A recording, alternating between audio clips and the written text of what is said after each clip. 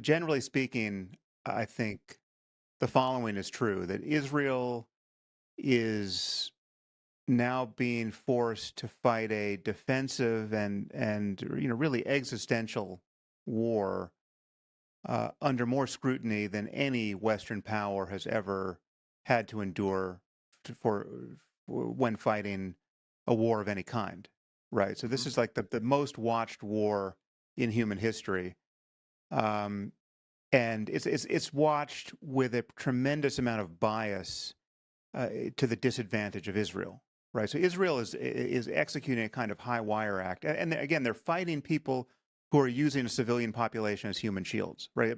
What they're fighting is worse than an ordinary guerrilla war. I mean, every guerrilla war has some part of this characteristic, which is the combatants hide within a civilian population, and they don't wear proper uniforms, and they don't fight in formations that are discernible, etc. And they but Hamas's use of these tactics is altogether obscene and designed to maximize civilian casualties, right? And this is not just Hamas. This is what jihadists routinely do in their own population. So Israel's having to fight uh, under conditions that are quite different from anything the U.S. or the U.K. or France or any of our Western allies ever had to face.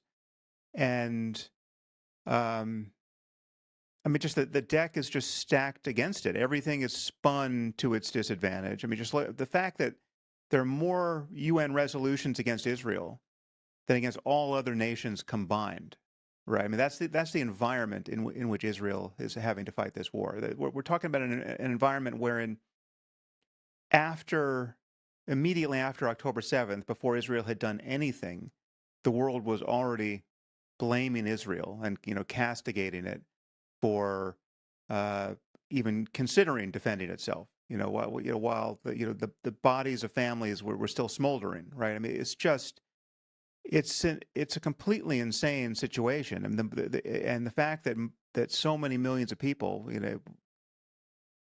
can't discern the moral high ground here is makes it very difficult for Israel not to not to commit acts that are viewed as needlessly destructive, right? Because the effort to defend itself is viewed as a war crime by so many millions of people, right? So that's the context. I think within that context, Israel has almost certainly taken greater pains to mitigate the avoidable loss of civilian life than we or our allies have ever did in situations that were not quite analogous, right? I mean, when we went into Iraq to kill the Islamic State, we weren't fighting an existential war for the defense of American civilization, at least at that point, and nobody was watching to the same degree, and it's just, I mean, to say nothing of the the protests that are never that were never going to happen and never did happen over what Assad did to 300,000 or so Muslims in Syria, right? I mean, where were the protests there? Where were the you know the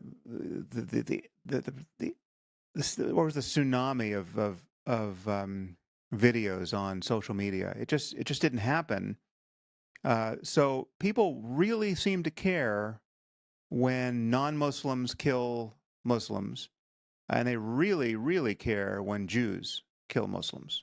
Right? That's the thing that is just PR plutonium in this world. And I just think those variables are things we need to ignore. Right? I'm not saying that Israel hasn't committed any war crimes. I'm certainly not in a position to know whether or not they have. I can only assume they have, right? I mean, this Right, is I this is a agree. war after all, right? I'm sure, are there examples of Israeli soldiers desecrating the dead bodies of civilians or taking trophies, or have there been mass rapes of Palestinian women by Israeli soldiers?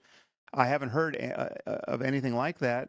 But if we did hear of something like that happening, um, that would be awful. And Israel is precisely the type of society that would abhor that and prosecute the perpetrators, right? I mean, that's the difference, right? The concept of a war crime is still viable in Israel, and people are taking pains to guard against it. But that doesn't mean there aren't going to be examples of terrible behavior in time of war, because I would expect that. I just think that Israel is being held to a standard that no other society has ever been held to, and as to how well they're functioning by that standard, that will be for history to judge.